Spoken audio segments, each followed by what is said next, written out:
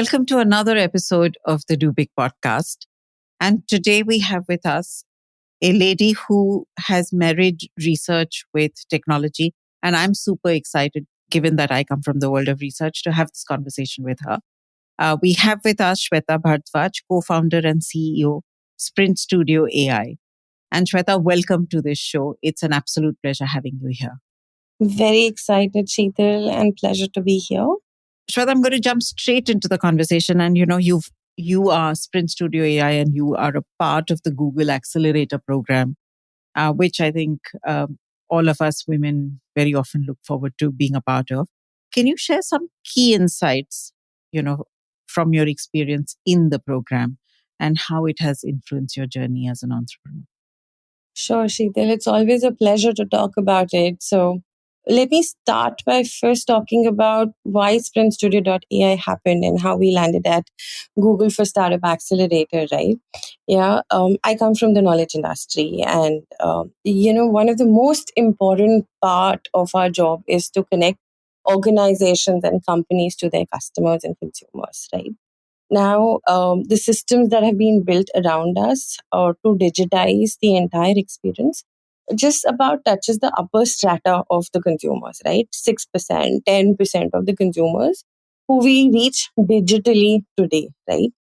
And, often the question is asked, Ki, what next? Okay, and what about the rest of the consumers, right? So COVID happened, it shakes the industry. It shook multiple industries, right?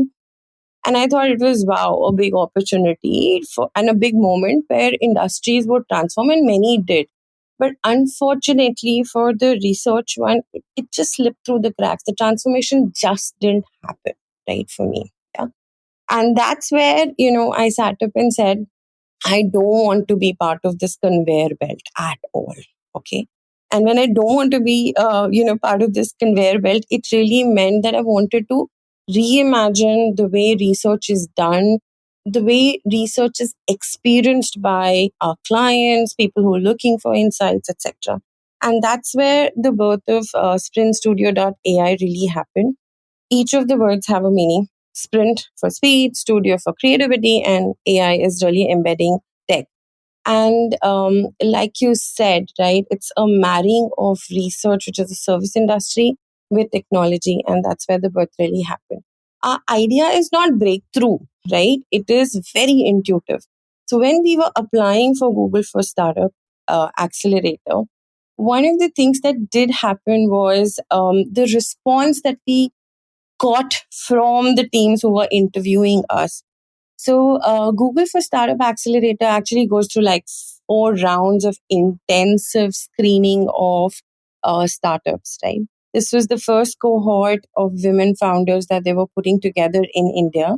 So, to be part of this cohort, the top 20 startups coming from research industry, which is not, seen to be the biggest breakthrough in the world, right, was validation for us. Okay, it was a huge recognition for us to really call out the fact that what we were doing was right. We were on a right path.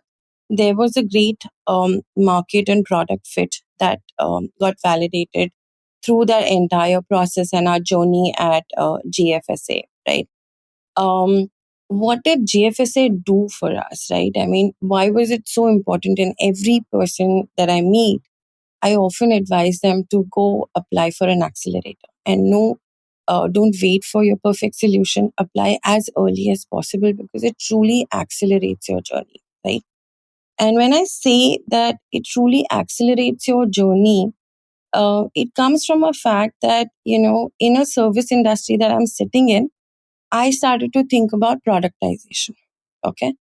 And what productization does is it gives you scale. It gives you a very different platform to play on, a very different business model thinking that comes in, right? So some of the pivotal points that happened was right after, we made it through Google for Startup Accelerator. We got visibility. 2, we got recognition. 3, we got respect. Okay. On that platform that was offered by Google themselves, we actually ended up getting access to mentors from across fields. Okay, whether they were helping us in the tech discovery, whether they were helping us in UI UX designing, or simply challenging our business models. Okay, and day one at the boot camp, I was challenged on my business model, right? And I sat back and thought through what I need to do next. So, a journey that I would have covered, say, in 4 years or maybe 5 years, in a normal course, I think I covered in 5 months. And that put me on a very different path. And today, I don't call myself just a research agency. I call myself as a representative of ResTech, which is about, democratizing, say, customer centricity, right? Not just for large organizations, but anybody who needs it today. Everybody needs to listen to their customers and they need to know what to do next. And that's where what we are building is going to touch whenever, inshallah. Shweta, as typically, I remember a couple of years back, till Gen AI happened, and even before that, every time when there was a talk about AI, people would talk about saying things like, oh, creativity is not going to get impacted, or research, for example, was not supposed to get impacted, and things like that. And I just want to understand, where do you see the landscape changing for consumer research with AI? Oh, there is a massive shift, Sheetal, which is happening in research. Correct. So let me start by saying, you don't adapt technology to survive, but you should adapt technology to thrive now. Okay, and that holds so true for research, right? Absolutely. And I will break it down into three parts for you. Okay, and where the development is happening, and I have a whole lot of favorite a set of startups who are doing massive or bringing massive change in this area. There's tech, there's AI, and there's Gen AI, right? Correct. Now, when you look at tech today, what can it solve for? What are our real life problems when it comes to research, right? It can solve for speed, it can solve for quality, and it can solve for cost, right? Something that didn't come together at any point in time. Only technology can enable that today.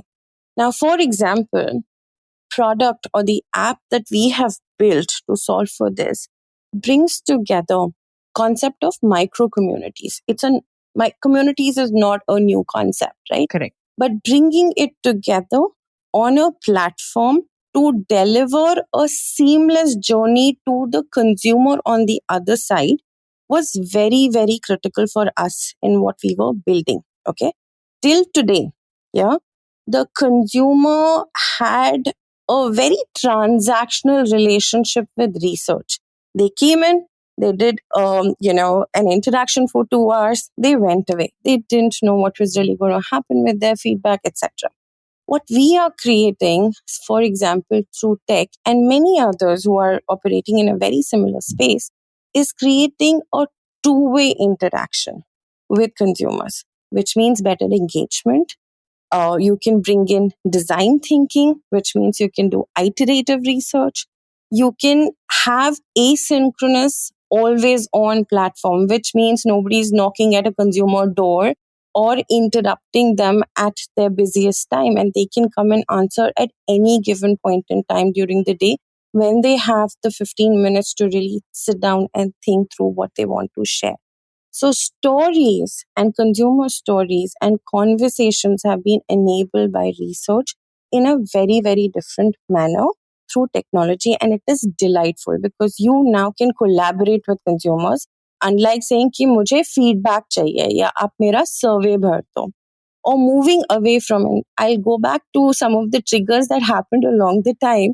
Is I remember a client from Shadi.com called me up and said that, hey, the research form or the survey form that my customers are getting from you are dated. It's taking them back by 10 years. Look at my UI. And always felt the research was, in the space of catch up with technology. And there's so much more that's happened and we're just not keeping pace with that, right? today that's possible to do with so much available, with us. So that's the first part of it, right? Which is technology helps us connect. Technology helps us deliver a far better experiential, space to consumers, clients, and us as researchers. Now, coming to AI, once you've collected the data, which means that tech is kicked in, AI helps you fuel automation and gives you real time access to data, which is what a whole lot of clients or organization in this hyper innovation space are aiming to do. Can I get insights faster? Again, going back to an example where, my client at Book My Show once told me that ideas get generated in a week and research gets delivered in 4 weeks. How can you collapse it down? It's not fair.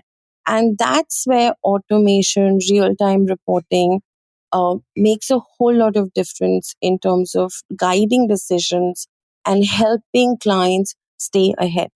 There is a lot of innovation that is happening in this particular space, and you will see a lot of platforms that are getting developed to solve for this particular problem.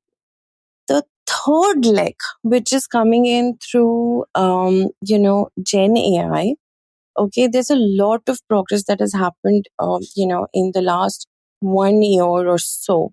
It's been rapid, right? One, it has made, startups like ours, which would have taken, say, a few years to innovate and get the automation in place with open AI, with, open source, you're able to build tech stacks and solve for things in months. So, for example, we are creating a query system along with automation. It's just been 6 months, and we are almost ready with a beta version to roll out. Now, that is an experience that none of us had in the past, and that I think is a space that is extremely delightful and helps us, literally keep imagining. And now it is like the speed of imagination by which you can bring in technology.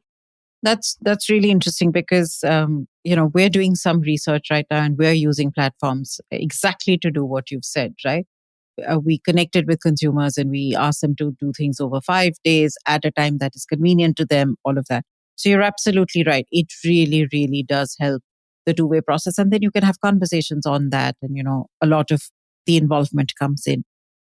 When you think about just AI as a buzz, currently it's still, while a lot of people are using it, etc., but it still has what I call buzzword status, not necessarily in research, but per se.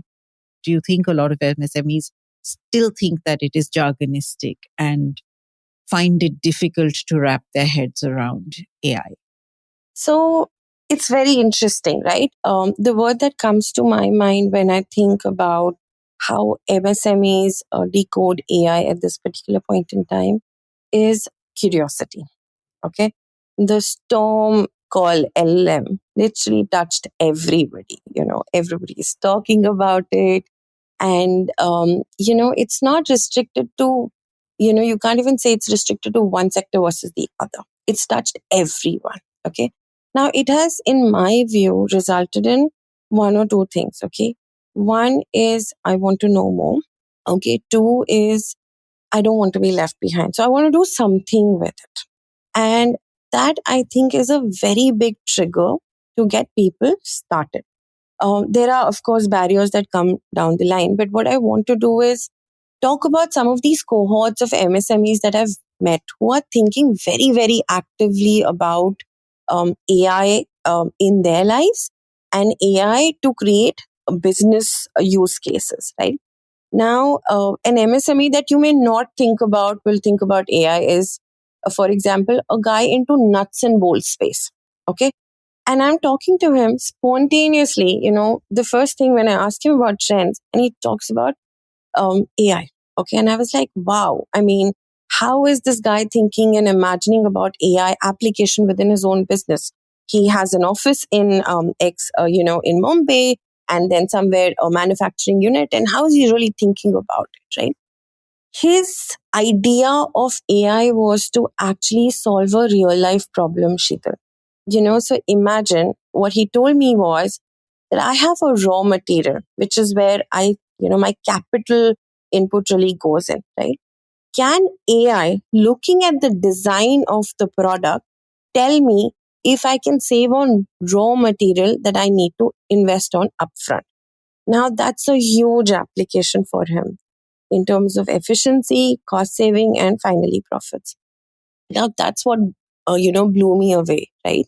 Saying that, when it comes to, deciding on capital investment, inventory management, or even taking order bookings, right? Small retail spaces, right?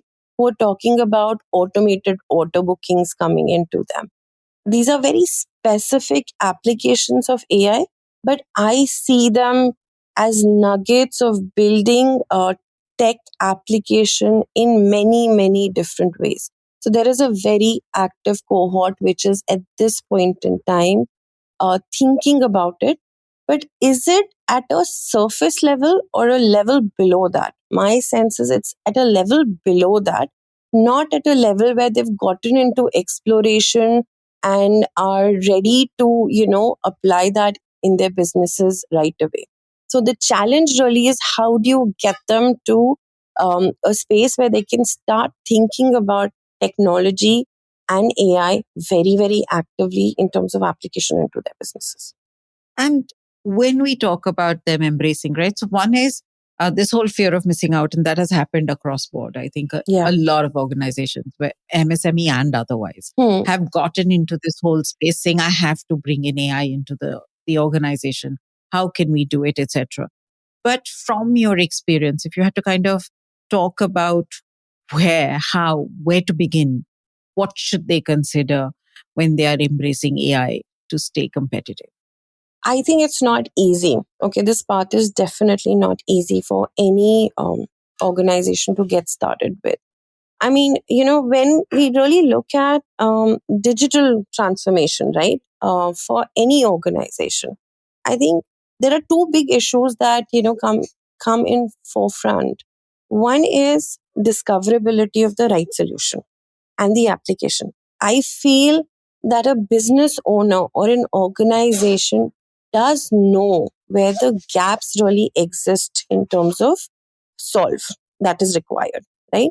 But where they get stuck up and the time taken to solve for that is around discovering what should I apply. So, when you spoke about the fact that there are a lot of them, they have interest in it, but there is a lot of them got onto this whole bandwagon because of FOMO, Hmm. because you couldn't be seen as being left behind. But if you really had to adopt, AI or digital into the system, then what are the strategies? What should they be doing? What are the first steps? That's very interesting. Yeah. In terms of adopting technology and AI for your organization, I think the first hurdle that comes by is the issue of discoverability, right? For the right solution and application to solve your problem. The next one that kicks in is efforts that it takes to implement it, right? At both places, what you need is a technical guidance. For example, us, right? We had to solve for a lot of ML issues. We had to solve for a lot of, applications in this or the app that we had built and the other platform for automation had very different problems. So we were tapping into Google specialist, calling out specific use cases. For example, digitizing for the rural. So we spoke to somebody who gave us her experience, and in half an hour, you know what you should not be doing and the spaces that you should be able to pursue. Now, that is the kind of access organizations today do not have. And those are the access points that need to be created for them. And tech partners, I think they play a very, very important role. The second thing that's very important, and I felt I discovered even with MSMEs who had a very strong AI based applications themselves, right, were not well versed with the entire landscape that exists today. See, the tech innovation is moving at very high speed. How many of us know enough about the solutions? Now, taking the case of this particular MSME that I was talking to, they had tapped into a local vendor for their cloud services because they didn't know a branded and a secure space was available in a similar cost to them. So that awareness, that access to check of what is available to me as MSME is also lacking, right? So, socializing, for example, as an outcome, use cases where MSME equally has access to tech solutions.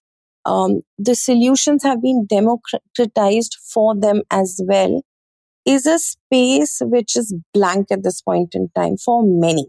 And therefore, that they want to, but they can is not really happening. And the space is very interesting. They can, but they don't know they can. Right. Which is so true. And I think that was going to be my next question, that not everybody manages to get access to Google Startup Accelerator, right? If you are an MSME who is not in that space, what are the kind of things that they should do to be able to educate themselves, inform themselves better, get into understanding the space better? What do you think is going to happen or should happen with them? What should they do? I think the first point is they need to be very clear about what they're going to solve for. And then I've seen many of them, kind of get access to technology and discover the right technology through their own peer groups.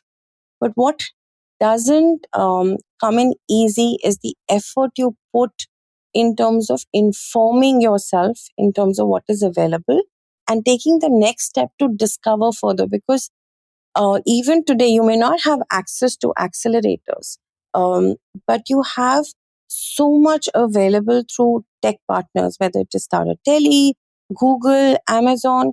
They're happy to invite you over and tell you what is available and how can you simply even improve the performance of your app. India is an innovation hub. Okay.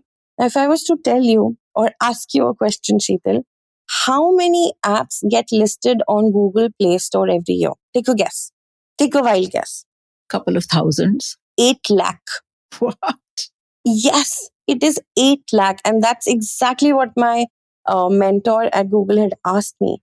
That gives you the size of people who are actively thinking on tech, isn't it? Right?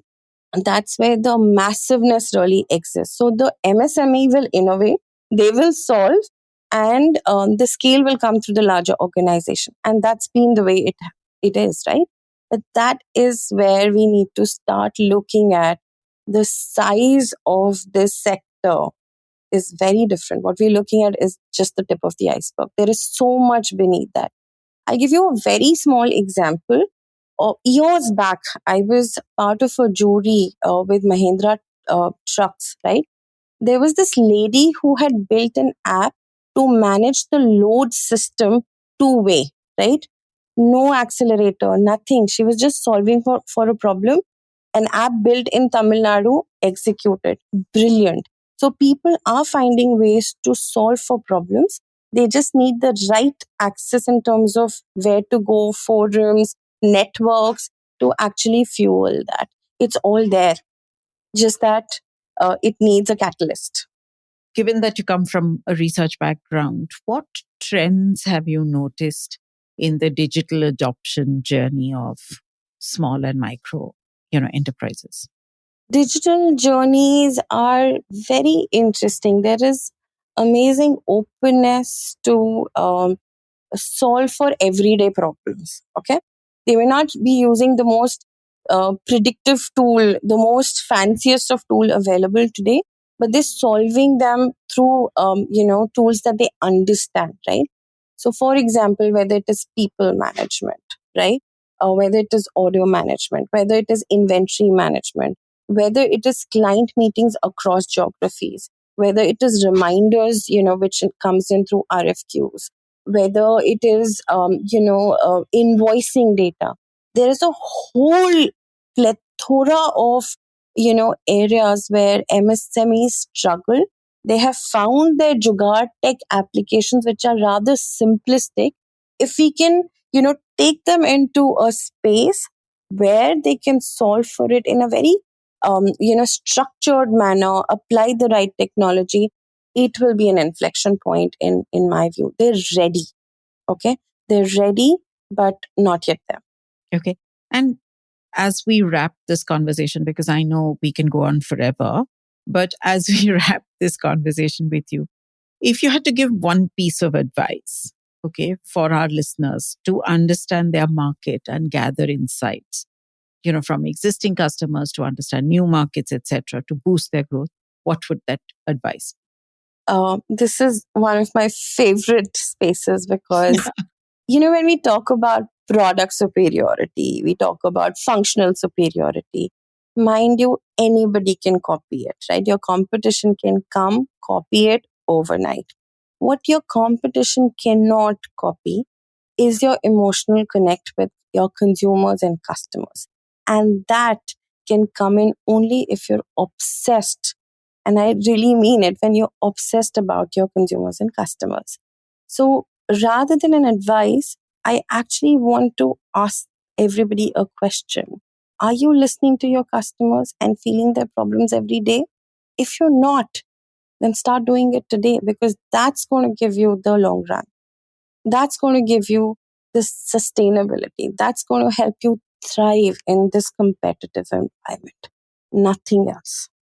Shweta, that was a wonderful answer. Thank you very much. I think everybody, and there are enough large companies and CEOs who keep talking about the fact that you need to be obsessed about your customers, Amazon being one of them. But it's absolutely fantastic to have you on this Do Big podcast. And, it was such a wonderfully insightful conversation with you. Thank you so much for giving us your time and being with us here today. Thank you. Pleasure was mine. Thank you for tuning in to the Do Big podcast, a podcast that is dedicated to providing insights, strategies, and success stories of smart digital solutions for SMEs. We believe that behind every successful business, there's a strong foundation of reliable and secure technology, be it digital connectivity, cloud infra, cloud apps, collaboration tools, or cybersecurity solutions. In a rapidly evolving digital world where technology is key to progress, Tata Tele Business Services stands at the forefront of digital transformation of SMEs. Tata Tele Business Services, with their extensive experience and commitment to empowering businesses, understands the unique needs of SMEs. Whether it's scalable connectivity, robust communication tools, or tailored ICT solutions, Tata Tele Business Services is here to propel your business forward. Tata Tele Business Services is synonymous with innovation, reliability, and transformative solutions. So, if you're ready to take your organization to new heights of success, we encourage you to explore the transformative possibilities that Tata Tele Business Services has to offer. Our contact details are in the description below. Remember, we're available on major podcast platforms. So if you enjoyed today's conversation, subscribe to our podcast for future episodes, which we promise will be packed with equally valuable insights on questions entrepreneurs face as they digitize and scale businesses with the help of technology. Don't forget to rate and review our podcast, as well as share it with peers, colleagues, and other entrepreneurs like yourself who will benefit from listening to it. Thank you for listening to us, and until the next time, keep embracing technology and may your business thrive in the digital era.